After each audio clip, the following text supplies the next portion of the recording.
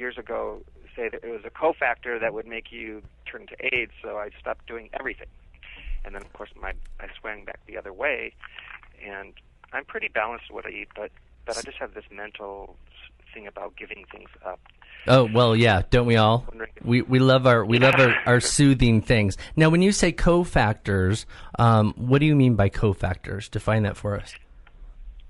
Well, when all of my friends were dying this was back in New York in the 80s, right? There was a theory that came out that said certain things, there's a cofactor that would make the disease come alive and be active and turn into AIDS. So they were studying different things, and then so they had a whole list of certain things, and then they found out that was a bunch of bunk. Right, but okay. It made me very fearful of what I put in, and I went through periods of, I was all natural herbs and acupuncture for years. Right. And then I kind of just swung that other way. Okay, so in dealing, Stephanie, let's pull you in, Stephanie. You heard what his addictions are, his soothing items of food. He likes cake and probably all the good stuff that we all like. But what's your take on that, and how to build his immune system so he can continue to live another 30, 60, whatever years? Absolutely. Oh boy, I got an amazing cake recipe that's not made with wheat, which is terrible. So I've got, I make cakes and brownies and pancakes and you name it, I make it. Pizza dough, Those are pizza. my foods. Yeah, but it's made out of ding coconut dongs? flour. Do you make ding dongs? Well, dingy dongs are they're just not my forte, my specialty. I'm sorry. But okay, but wheat. Why is wheat so bad? I hear about the disease with wheat. What is it called? Gluten. It's called celiac disease. Celiac disease. I thought that was on the tip of my tongue. I just didn't want to throw it out there and be wrong. Celiac disease. So it's probably a lot more common than we are aware of, right? Right.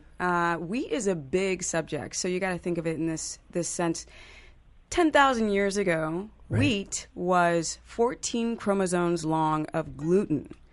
Okay, so that's considered a short chain of gluten. Gluten is what makes bread really gooey or pasta very just yummy. Okay. So I like that. We have done some gene splicing with the grain, and now it's 42 chromosomes long of gluten. So originally we weren't able to tolerate gluten, but at 14 chains, that's pretty doable. 42 chains, not doable.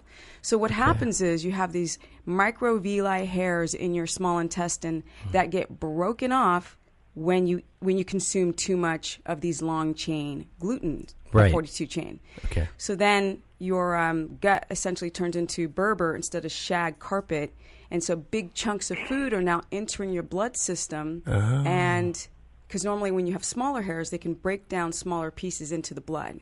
So when you have these big chunky things going into your blood, your body can't recognize what it is, and it starts attacking itself, and that's what the disease is. So you have this inflamed bowel system, and you develop all of these intestinal disorders.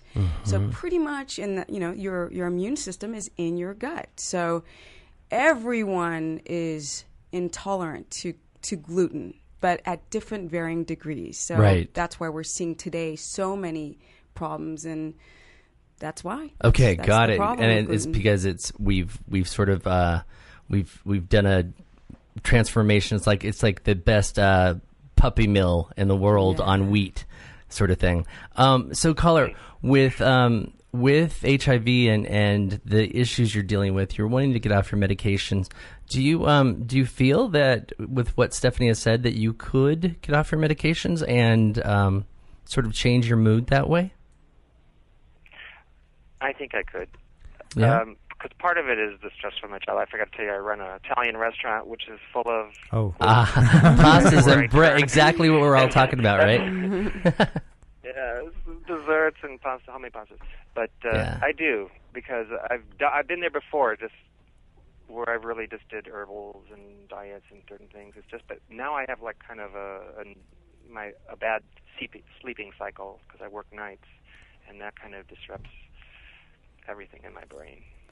Okay, so I've got some solutions for you. There you go. Here we go. put things into your head and realize that if you eat, let's say, starches, okay, our body can only handle about a teaspoon of that every 3 hours.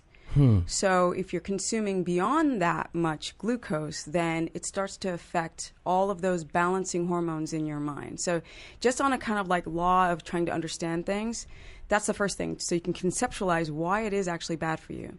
So if you want to have comfort foods, you can create comfort foods that are made without these starches. So that's a solution. Right. So you can still have like your cake, but you actually just got to make it. And it's very simple. I have some simple recipes that would be great for you. Okay, where can people find these recipes? So bottom line, you're saying we can't have our cake and eat it too? You can have your cake and eat it too. That's the whole point. Okay, so where can you share, or where can people find out more about you, Stephanie, and your recipes and what you do? You can go to stephanieperson.com and check me out. And common spelling and all that. Person, P-E-R, it's like you are a person. P-E-R-S-O-N. Okay. Yeah. And it's stephanieperson.com? .com. Right on. And she uses coconut oil, flour, and some of these things are really delicious. And, because... Some? Well, all of them, yeah. Of course.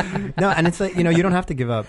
Your mouth does desire some of these things, and I think you can get that with a lot of the recipes that you have. Yes, and the other thing that I want everyone to consider is a concept called the circadian rhythm. Okay. So this is about when you get up and when you go to bed and when you calm your system down. And this is directly related to our caller. So he said he works nights and his sleeping pattern's poor. So go into that circadian pattern, right? Yeah, the circadian rhythm. Circadian rhythm. Yeah, it's a really great concept of how we have these receptor sites in our eyes that respond to light. So we have to see ourselves as kind of like bush people, but we're like in a modern society. So when the sun goes down and we've got sound and light on, then our body continues to produce adrenaline, and adrenaline in excess will make you feel anxious.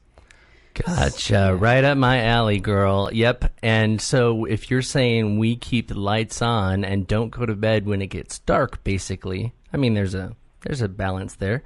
But you're saying if we do that, our body keeps on going because we think it's day night and we're ready to move, right? We're producing hormones that are constantly regulating everything that we feel and do, everything. Wow. So if you're feeling down, if you're feeling up, if you're feeling confused, there's a hormone being secreted that controls your body and your mind. Right. So we're so used to being able to have everything so accessible that we can't imagine turning things down and allowing Mother Nature to take over our bodies. It's so true. And okay, so what do you recommend for our caller? He works at night, and sometimes our jobs, sometimes I see clients till 10:30 at night, and that's pretty late. But what do you suggest for those of us that do see clients or do have a job that goes late into the evening, and how do we catch up, alter that, change? The first thing that I would prescribe is food type and food timing. Mm-hmm. So we want to, and also to cut out as much caffeine as possible. Oh. So first, people kind of wake up to caffeine. I would try to cut that out. I would go down to black tea and then down to green tea, and hopefully just herbal tea with no caffeine. So kind of tapering down, because I've had those caffeine headaches, and they're killers. They're killers. But the body will adapt, and you will get over any type of stress of anything that you take out of your lifestyle. Yeah. So the other thing I would prescribe is the types of foods that you're going to be eating towards the evening. So if you're going to have, I would definitely prescribe taking out rice and pasta and bread out of your final dinner. Okay. You really don't need it at all. These are energy foods. So we're not trying to have energy late at night. So I would stay away from sugars late, because that's going to zing you up. So the carbs, basically, stay away from those late at night. Okay, yes. Carbs and sugars. And add fat, or some of the things I explain to people that they could eat is things with whole fat, like whole cottage cheese or whole organic of course, yogurt, and then add, or maybe perhaps a tablespoon of coconut oil with some greens or some